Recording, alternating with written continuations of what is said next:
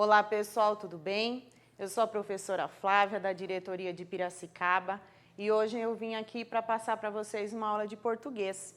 Eu trabalho lá na Escola Melo Moraes e os meus alunos espero que estejam me assistindo também.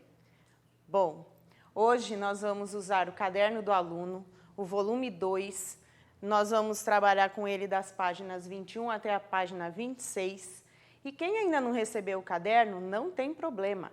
É só pegar o seu caderno de português e fazer as anotações lá. Combinado? Bom, a nossa atividade de hoje tem um título muito gostoso. O que é o que é? Nem tudo que voa é pássaro. Nós vamos trabalhar uma habilidade que ela não é importante só em língua portuguesa. Ela também é importante para todas as disciplinas. Nós vamos treinar um pouquinho, grifar as partes essenciais de um texto e para quê? Tendo em vista os objetivos de leitura como forma de possibilitar uma maior compreensão do texto, a sistematização de conteúdos e as informações que nele apresentam.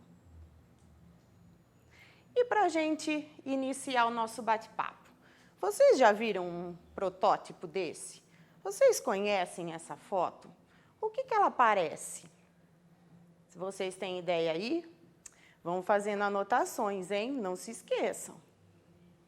Esse daqui é um protótipo do Leonardo da Vinci. É do século XV e XVI. É muito antigo esse protótipo, né? Já esse outro é o dirigível número 1. Vocês vão ver que interessante, lá na frente, depois da leitura do nosso texto, por que ele é conhecido como dirigível número 1. E essa também é a nossa aeronave, a 14 bis. Essa já data de 1906. Não tão antiga assim, só um pouquinho, né, pessoal? Essa vocês já devem ter visto em filmes, vocês já devem ter visto em figuras, em livros que não são de português também. Então, vamos lá. Por que tudo isso? Bom, pessoal, para vocês aí marcarem no caderno de vocês e no próprio caderno do aluno, tem essas 3 perguntinhas. O que essas fotos retratam em comum? Quando a gente fala em comum, o que essas fotos têm de parecido entre elas? O que será que elas têm algo aí parecido? Também para vocês pensarem, e não se esqueçam de estar escrevendo. As características dos objetos fotografados podem revelar a origem e a época em que eles foram produzidos? Cuidado, que na própria foto já tem umas pistas, hein? Vejam bem, voltem lá nas fotos, elas estão no caderninho de vocês. E quem são os inventores desses objetos? Quando e onde eles viveram? Será que essas pistas estão lá também? Ou nós vamos ter que, depois da nossa aula, entrar lá no Google e procurar um pouquinho, hein? Fica aí a dica para vocês, hein? Mas façam. E agora? Depois de pensar um pouquinho, já deu para esquentar, não deu? Então vamos pensar. É um pássaro? É o super-homem? Não, é o 14 bis. Gente, o que será que nos espera? O que será que esse texto vai trazer para a gente? Quem aqui nunca fez um aviãozinho de papel, hein? E chegou a jogar na sala de aula, não foi? E voar? Será que não teve gente que já teve vontade de voar uma vez na vida? Ixi, e os super-heróis, como que eles voam? E é só passarinhos, são só as aves que voam? Ou não? O 14 bis também voou. E como será que foi isso? Vamos para a nossa leitura? Vocês vão acompanhando comigo, tá aí no caderninho de vocês. Olha que título legal, gente. Uma criança e um grande sonho, voar. Quem é que nunca quis voar na vida? Quem é que nunca pensou em sair voando por aí. Agora, junto comigo, vocês peguem um lápis de cor, um marca-texto, pode ser o lápis que está aí de escrever mesmo, que nós vamos começar. Lembra lá da nossa habilidade de grifar as partes importantes do nosso texto? Então, vamos lá? Quem adivinha? Quem tem ideia de quem é que nós vamos falar? Bom, vou começar com as minhas pistas, hein? Ele é nascido em 20 de julho de 1873, numa cidade chamada Palmira, no estado de Minas Gerais. Vizinho aqui da gente, hein? E o nome dele? Quem já tinha adivinhado? Isso, é o Santos Dumont. O nome completo dele, Alberto Santos Dumont. Ele era filho de Henrique Dumont e Francisca de Paula Santos. Acreditem, o Dumont, ele era leitor, ele gostava muito de ler e ele gostava de ler o Júlio Verne. E desde muito criancinha, ele já sonhava em criar um aparelho que permitisse fazer com que o homem voasse. Nossa, não? Quem aqui já não pensou em criar uma coisa que fosse mudar o mundo? Principalmente nesses dias que a gente está em casa, né? As ideias estão fervilhando bastante. Bom, vamos voltar lá no nosso texto? Vamos pensar o que já tem de importante aqui? Vocês aí em casa, acham que é importante esses dados sobre o Dumont? Então, lápis na mão e vamos anotar? Olha só.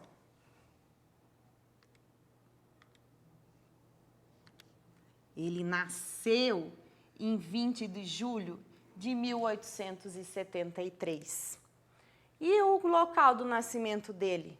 Tá aqui, ó, Palmira, no estado de Minas Gerais. Também é importante, quando a gente está lendo um texto desse tipo aqui, que daqui a pouquinho vocês vão descobrir qual é, que a gente saiba sobre os pais dele, né? Bom, então tá aqui no nosso texto essa informação também. Filho do Henrique e da Francisca. Ah, que legal! Já temos várias informações do Dumont. O que mais será que tem de importante nesse pedaço? Ah, vamos marcar também uma curiosidade da vida dele?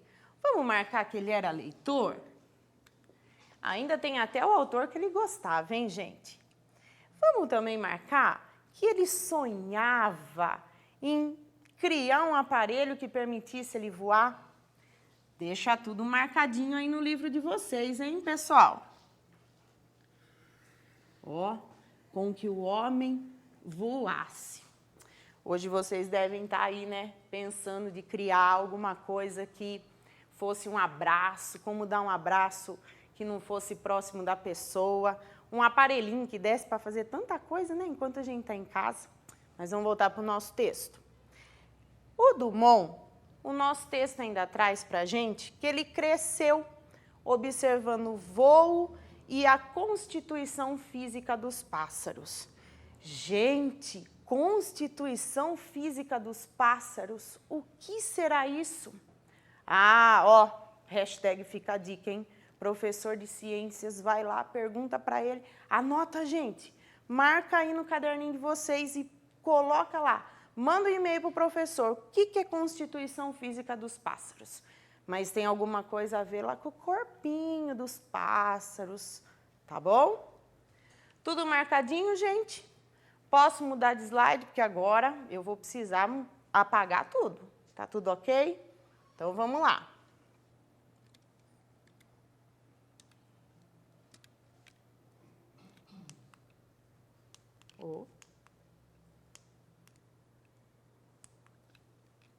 Continuando aqui com o nosso Dumont.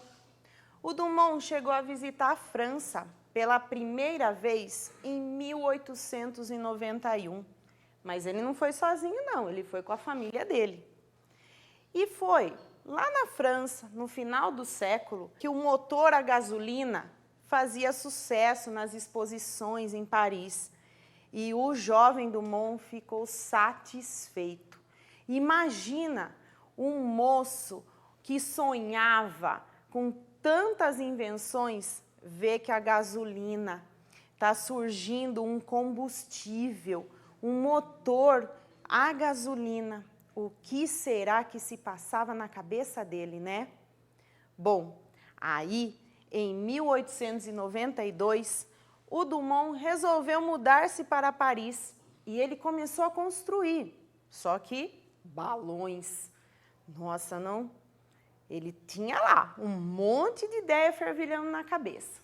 Então, ele começou a colocar em prática, ele não deixou lá quietinho, não.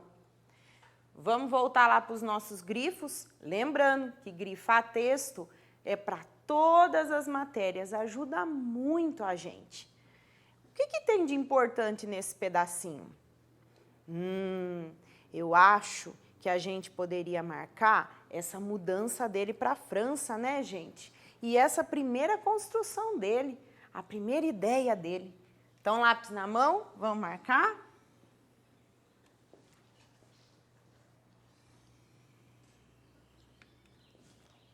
Esse Dumont, hein? Ainda bem que o mundo também estava ajudando, né? E ele enxergava em tudo uma oportunidade. Marcaram aí, pessoal? Podemos passar para o próximo? Vamos lá, hein?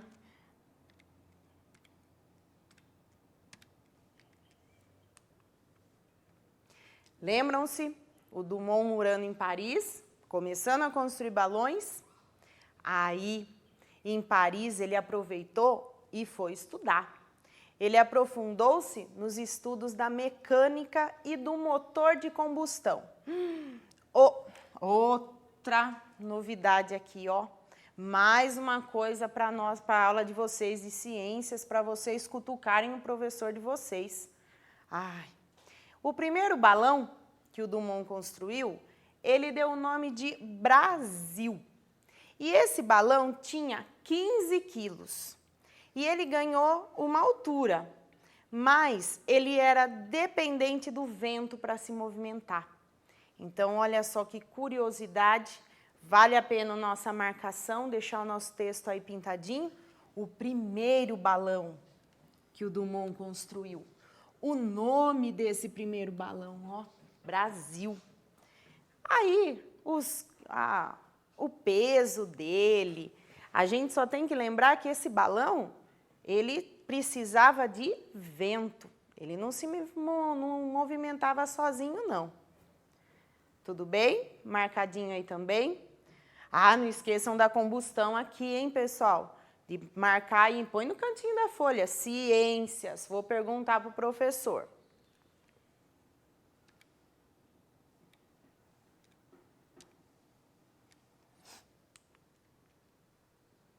Continuando aí no texto de vocês, ó, o meu tá em pedacinho, porque eu tive que montar para caber aqui na lousa. De vocês está aí no caderno. Vocês estão acompanhando comigo, né? A dirigibilidade, olha que palavra gostosa para português, né, gente? Para brincar de forca, é uma delícia. Eu tenho certeza que vocês vão ganhar do colega se puserem essa palavra para ele adivinhar. A dirigibilidade chamava a atenção de Santos Dumont e suas pesquisas seguiram nesse rumo, até que ele construiu o dirigível número 1, primeiro de uma série de charutos voadores motorizados. Nossa, aqui tem coisa para a gente marcar, hein, gente? Lembra lá daquela figura que eu falei para vocês, o dirigível número 1? Tá aqui, ó. Vocês descobriram agora o porquê. É dirigível número 1 porque foi o primeiro que ele inventou, foi o primeiro que ele construiu. Mas ele não saiu construindo assim. Olha que fala que ele fez muitas pesquisas e todas nesse rumo. Ele tinha um projeto que era criar algo que voasse. E outra, esses dirigíveis do Dumont, eles tiveram um apelido de charutos voadores. Para quem não conhece, né, gente, hoje o charuto já não é algo muito comum na nossa sociedade, mas antigamente se fumava charuto. O charuto é um tipo de um cigarro comprido, grosso, e ele é muito famoso em Cuba. Então, pessoal, os charutos voadores era o apelido das invenções do Santos Dumont. Anotaram também? Então, vamos lá.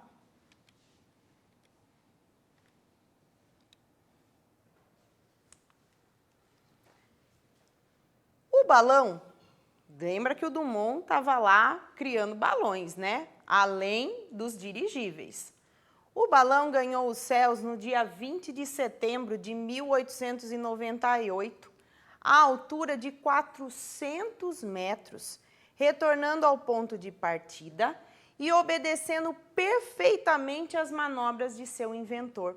Gente, ele conseguiu aperfeiçoar a invenção dele. Olha só, aí o balão, ele já começou a voar mais alto e também obedecia às manobras. Ele conseguiu fazer com que esse balão não fosse ali onde bem entendesse, mas que ele conseguia dirigir esses balões.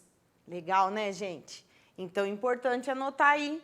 Lembra dos nossos grifos? Que foi em 20 de setembro de 1898, que o balão do Dumont obedeceu às manobras do seu inventor. Nossa, será que a invenção dele está dando certo? Será que ele está conseguindo realizar o sonho dele desde pititico? Vamos continuar o texto para a gente descobrir?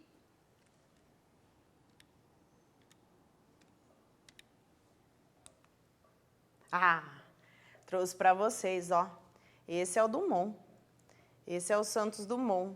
Já crescido, né, gente? Já adulto.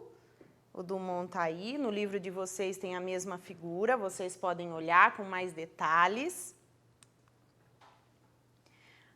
E continuam as invenções de Dumont. Outros balões nasceram. O dirigível número 3, por exemplo, foi construído já com motor a gasolina. Em 1901, Dumont contornou a Torre Eiffel, pilotando o dirigível número 6. Lembram-se que os dirigíveis tinham número? Ó, o da Torre Eiffel, ele conseguiu contornar a Torre Eiffel com o número 6. Torre Eiffel vocês conhecem, né, pessoal? Tem muito estojo, vocês usam a camiseta, é aquela torre toda de ferro que vem, que é um dos marcos, uma das marcas de Paris. O Dumont não morava lá em Paris, a gente tem essa informação lá no comecinho do texto. Então, ele resolveu contornar essa torre dirigindo o balão dele. Na ocasião, ele participava de um desafio. Esse desafio foi lançado pelo milionário francês aos construtores de dirigíveis. O desafio era: aquele que conseguisse partir do campo de Saint-Cloud, contornar a Torre Eiffel e voltar ao ponto de partida em 30 minutos, ganharia 100 mil francos. Ah, esse devia ser um valor bem grande, né? Era o dinheiro da época lá de 1900 e alguma coisa lá, né? 1901. Bom, pessoal, tá vendo como Dumont não deixa os objetivos dele de lado? Dumont insistia. E será que o Dumont ganhou ou não ganhou esse desafio? Aceitar, ele aceitou. Calma lá que eu já vou contar para vocês. Vamos voltar nos nossos grifos, gente. Importante a gente ir marcando partes importantes do nosso texto. Por exemplo, o que nós temos de importante aqui? O dirigível, né? O número 3, que ele já usava o motor a gasolina. Temos também que ele contornou a Torre Eiffel, pilotando o dirigível dele número 6. Olha que gostoso. E a gente pode deixar como curiosidade, né, que ele aceitou esse desafio do milionário, a gente não pode esquecer disso. Tudo marcadinho aí, gente? Eu quero ver esse caderno bem pintadinho, hein?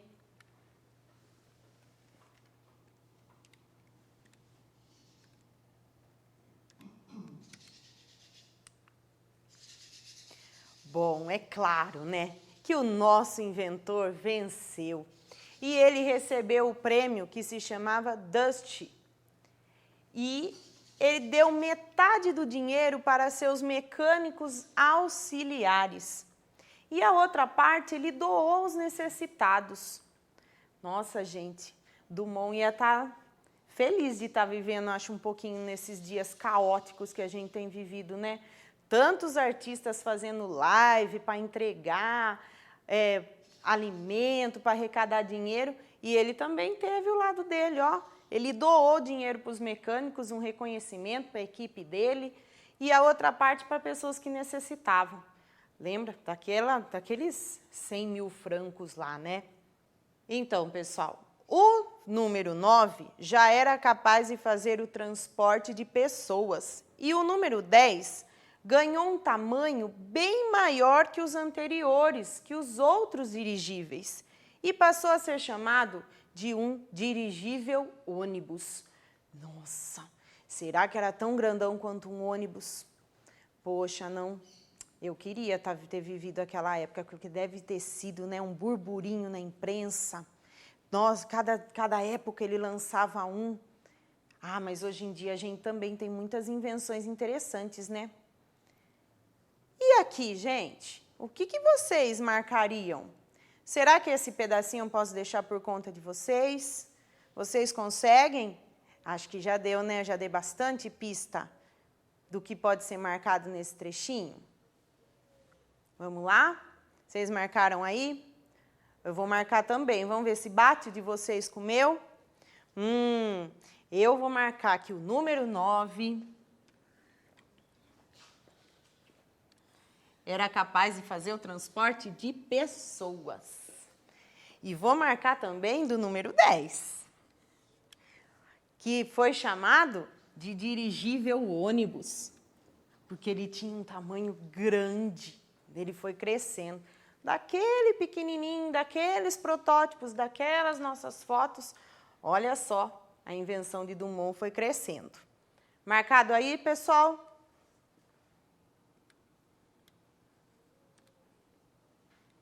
Vamos para a próxima? Nós estamos acabando nossas curiosidades, hein? No percurso inventivo de Dumont, surgiu em 12 de novembro de 1906 o 14 bis, dotado com um motor de 50 HP. HP é uma sigla, que quer dizer horsepower, de potência. Essa potência aí, eu acho que não é muita não, nossos carros hoje em dia têm muito mais.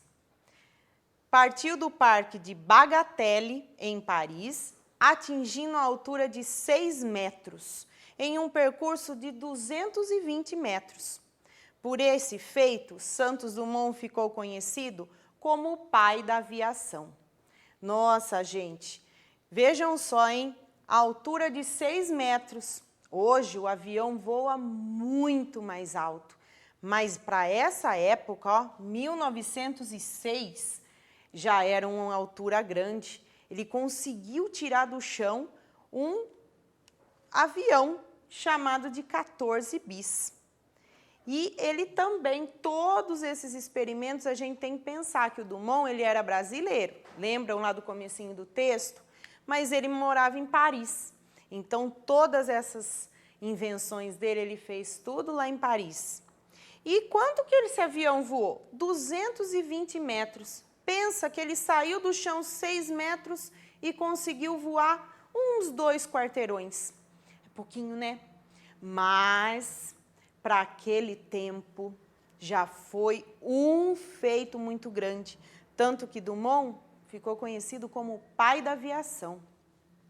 Vamos marcar as partes importantes aí, pessoal? Bom, o 14 bis tinha um motor, né? E o apelido que o Dumont ganhou, não os aviões dele, o pai da aviação. Que gostoso, não, gente? Marcadinho aí? Vamos para a próxima.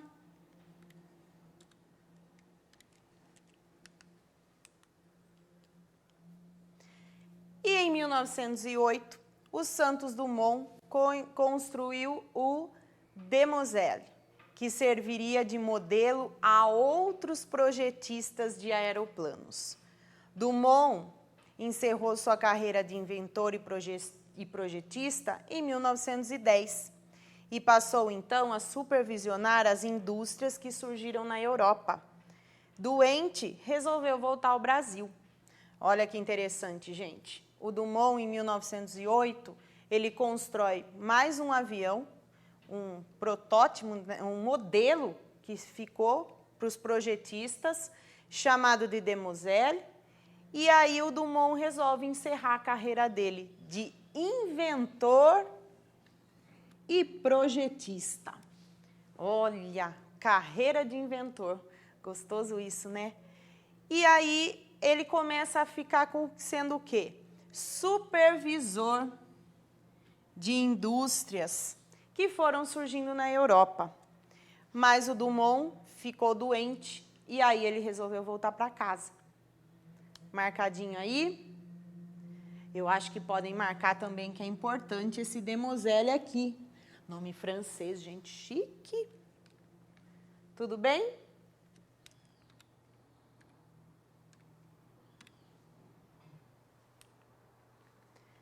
Ao ver o seu invento ser usado em 2 conflitos, a Primeira Guerra Mundial e a Revolução de 32, o Dumont ficou muito decepcionado e muito triste.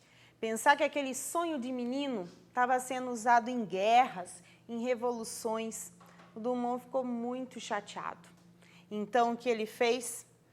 Ele ficou triste e acabou falecendo no Guarujá, no dia 23 de julho de 1932, em decorrência de esclerose múltipla e de depressão.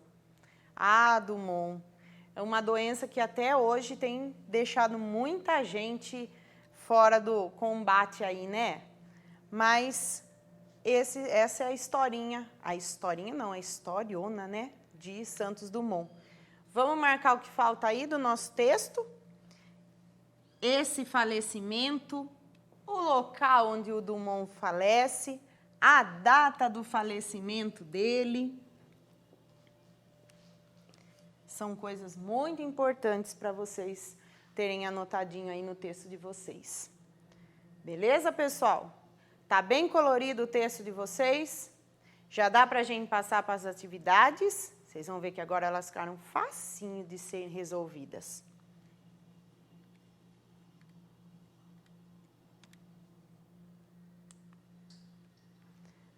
Ah, surpresa, olha lá, ó. Esse é o Demoiselle. Bem diferente do 14 bis, né, gente? Olha lá. Ele tinha um design aí diferente.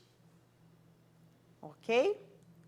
Bom, pessoal, depois que vocês leram o texto, marcaram as principais partes dele, vejam aí, o texto que você leu oferece algumas informações sobre a vida e a obra do inventor e o escritor Santos Dumont.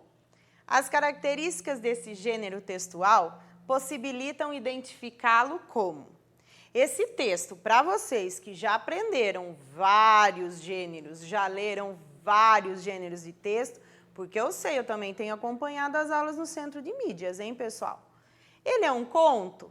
Lembra lá das características de conto? Ele é uma reportagem? Ele é uma lenda? Ou ele é uma biografia? Só um xizinho, coisa rápida, né? Essa não preciso nem esperar, porque eu tenho certeza que já está respondido. Que ele é uma biografia. Ele está contando a vida de alguém. Qual é a nossa próxima missão?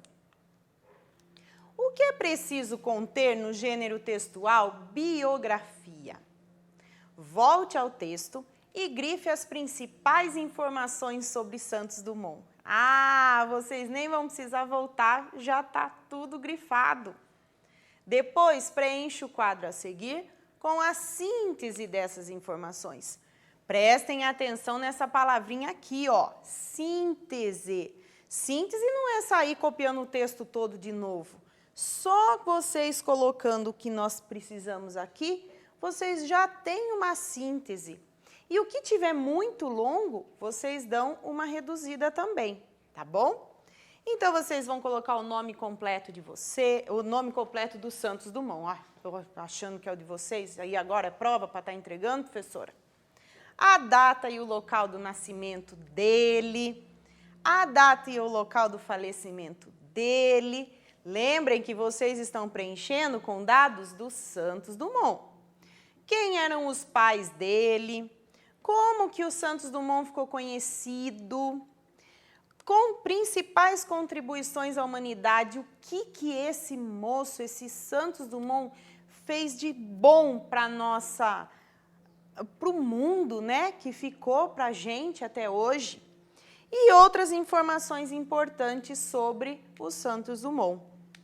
Vocês também têm um monte de detalhes lá no texto que é importante que vocês coloquem alguns, tá? Não precisa colocar todos. Aqui nesse quadro. E quando ele estiver prontinho, agora dá serviço para os professores de português, pessoal. Tira uma foto e manda para o professor de português de vocês. Ele vai ficar super contente de corrigir e de ver que vocês estão fazendo tarefa, viu? E aí, o que é um texto biográfico? É um texto que é em terceira pessoa. Ai, professora, o que é isso mesmo? Lembra lá que nos textos a gente pode escrever em primeira, quando sou eu que escrevo, e em terceira pessoa, quando eu conto da vida de alguém? O texto biográfico tem que ser isso, ele tem que contar da vida de alguém.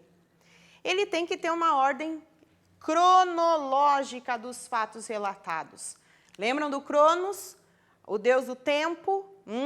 Então o que é a ordem cronológica? Eu tenho que ir contando certinho na ordem em que as coisas foram acontecendo. O texto do Dumont não está contado quando ele nasceu, quando ele se mudou, depois as coisas que ele foi fazendo, tudo na ordem, nos anos certinhos. Não pode ser uma bagunça. Tem que ser um conjunto de informações sobre a vida de alguém. Olha lá, ó, biografia é vida, é a escrita da vida. Então, eu tenho que contar sobre a vida de alguém num texto biográfico. Eu tenho que relatar sobre fatos marcantes, inéditos e curiosos sobre a vida de alguém. Só que tem que ser tudo verdade, hein, gente? Não pode escrever biografia falsa, porque é muito feio, não é legal e não pode, né? De jeito nenhum. Mas nessa biografia hoje está comum, gente, lançar livros biográficos. Pega o artista, estuda bastante sobre ele, pesquisa, pede autorização e aí existem pessoas escrevendo textos, livros biográficos de artistas. Vocês já leram algum? Ó, tá cheio de youtuber aí com texto biográfico, viu? Se eu fosse vocês, eu ia correndo pesquisar e ver quem já tem biografia e lia, daí vocês vão ficar, ó, craques na vida daquela pessoa. E mais uma curiosidade. Todo mundo aqui usa relógio? Vocês aí em casa usam relógio? Olha só, dizem que o nosso brasileiro Santos Dumont também inventou o relógio de pulso, que é dele essa invenção. Que o pai da aviação, lembra do apelido que ele ganhou por causa da criação lá do avião? Precisava cronometrar o tempo de voo de seus inventos durante as experiências. E naquele tempo, os relógios ficavam nos bolsos, presos por uma corrente. Ai, gente, isso acabou de me fazer lembrar. O meu pai guardou uma lembrança dessa do pai dele. Meu avô tinha um desse relógio de guardar no bolso e o meu pai tem um lá em casa. Pergunta aí na casa de vocês se alguém conhece esse tipo de relógio que tinha uma correntinha, prendia assim aqui na calça e daí colocava dentro do bolso. Como Dumont não podia tirar as mãos do manche, quem joga videogame sabe o que é manche. Apesar que eu acho que manche era dos videogames do meu tempo, que era um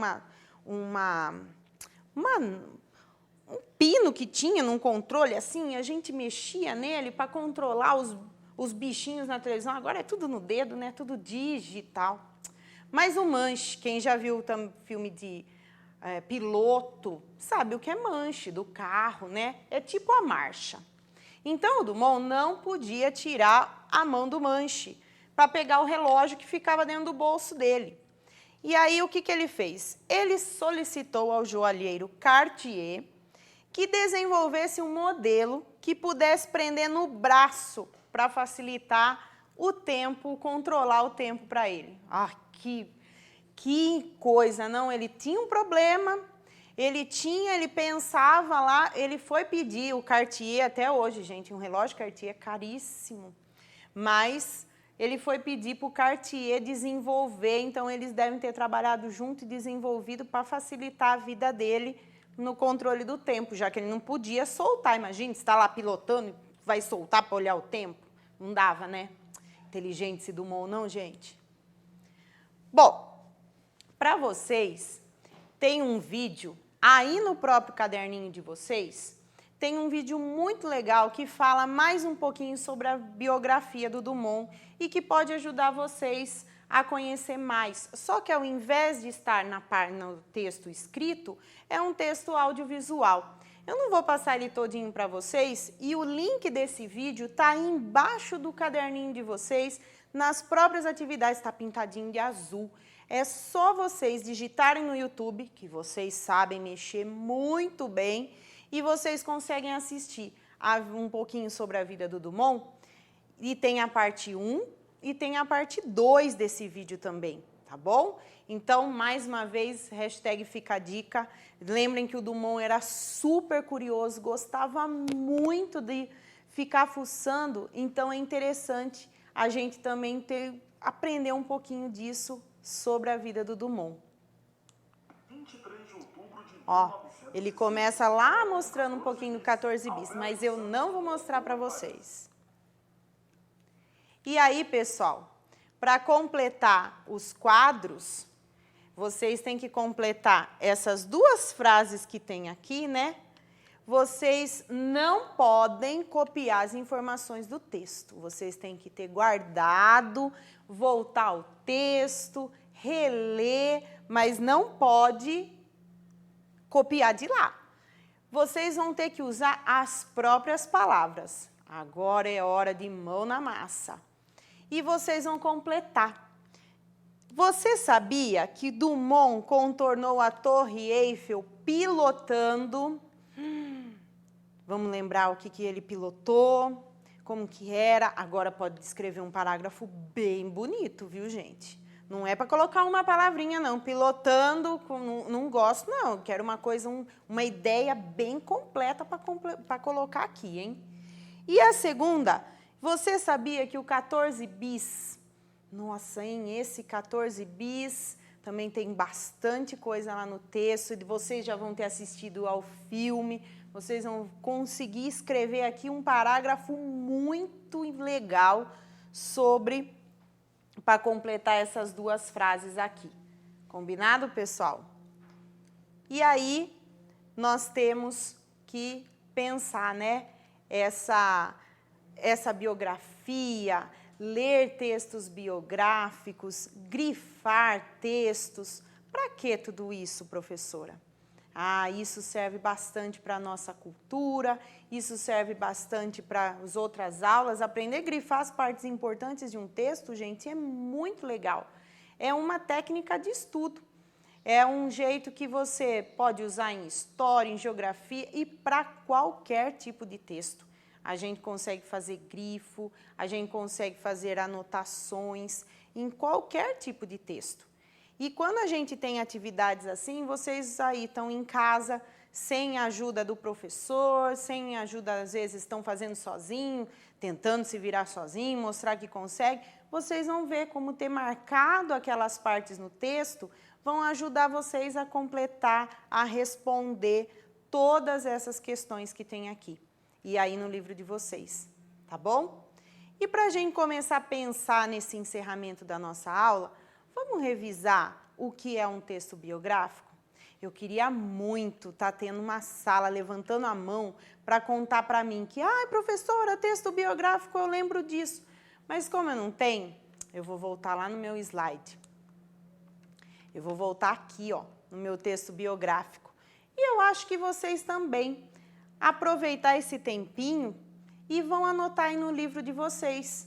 Copiem, tirem um print aí da tela, para que vocês marquem, deixem anotadinho no caderninho de vocês o que é que são as características, quais são as características desse texto biográfico.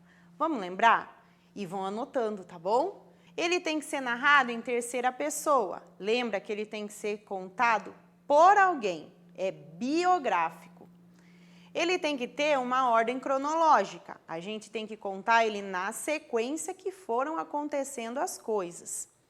Ele tem que ser um conjunto de informações sobre a vida de alguém.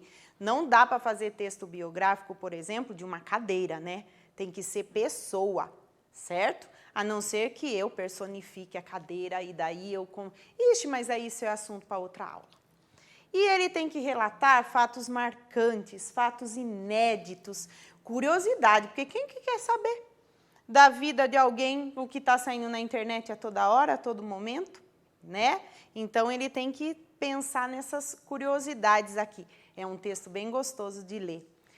Texto biográfico, livro biográfico é gostoso de ler. A gente descobre coisas daquela pessoa que a gente admira, que a gente nem imaginava que aconteceu. Porque hoje a mídia fica colocando, né, os fatos atuais. E como será? Será que foi uma criança normal? Que sonho que ela tinha? Como que ela fez para chegar aí? A mídia só pega alguns fatos importantes e coloca para a gente. Mas quando a gente lê, nossa, nós viajamos lá, a gente consegue saber desde o primeiro dente que caiu da pessoa, às vezes. É muito bom ler biografia e é muito bom ler qualquer coisa, né, pessoal? Bom, espero que vocês tenham gostado da aula, espero que vocês tenham aprendido com o texto biográfico e que vocês possam completar, que vocês possam ter feito tudo bonitinho aí no caderno de vocês. Não esqueçam de mandar aquelas 2 perguntas para o professor de ciências e de mandar aquela tabela para o professor de português, tá bom? E agradeço imensamente a oportunidade de estar aqui e de ir um pouquinho aí na casa de vocês ensinar um pouquinho sobre texto biográfico. Tá bom, pessoal? Até uma próxima. Tchau!